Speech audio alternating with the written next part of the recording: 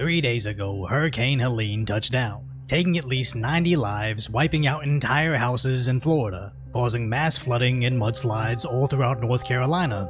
Even in Tennessee, farmland is being flooded, all the way down to Georgia that is also seeing massive amounts of flooding, alongside the huge chemical plant that just burst into flames, causing more mass evacuations across the state. But what has President Biden been doing during all this coverage of Hurricane Helene? Bragging about the $2.4 billion he's sending to Ukraine. And that's why today I'm proud to announce a new $2.4 billion package of security assistance.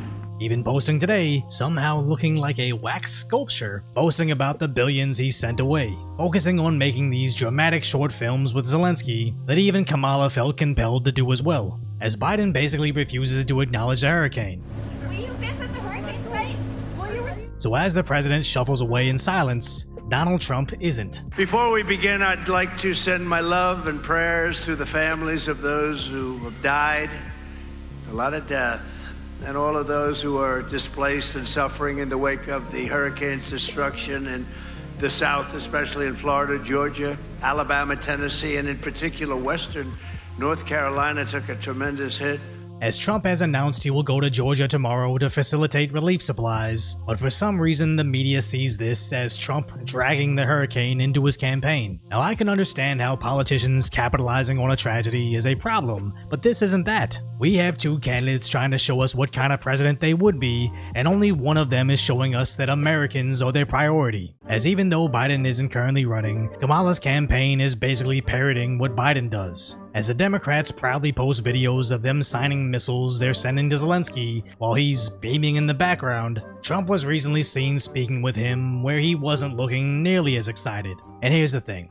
I understand that there are Americans that see funding overseas conflict as their top priority, so the constant photo ops about exporting billions of their tax dollars only solidifies their vote. But when Trump says he's going to campaign in Georgia to help with their relief efforts, it isn't Trump dragging the disaster into his campaign, it's what Biden and Harris should be doing as they're the ones currently in office. But sadly, this is pretty on brand for their administration, as last year in East Palestine, Ohio, when the train derailed, was curiously burned, sending toxic fumes into the sky, making the entire area look like a war zone. Biden didn't even acknowledge it, he just rushed to Ukraine to surprise them with another $500 million of our tax dollars. And 6 months later, when Lahaina in Hawaii burned to the ground, Biden was again asking for another $24 billion to send to Zelensky.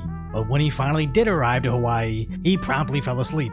So add Florida, North Carolina, Tennessee, and Georgia alongside Ohio and Hawaii as the states that saw for themselves how little the Democrats prioritize their residents and in theory should never vote for them again. As I imagine how infuriating it would be to see this, while you were stranded on a hospital roof in Tennessee, while your neighbor was kayaking through their own living room in Florida, or one of the million people currently without power, as this map may be the key to why Kamala doesn't seem to care, as it closely resembles the election map from the presidential race in 2020. But Harris's ad today says she's there for all Americans. I never asked a victim or a witness, are you a Republican or a Democrat?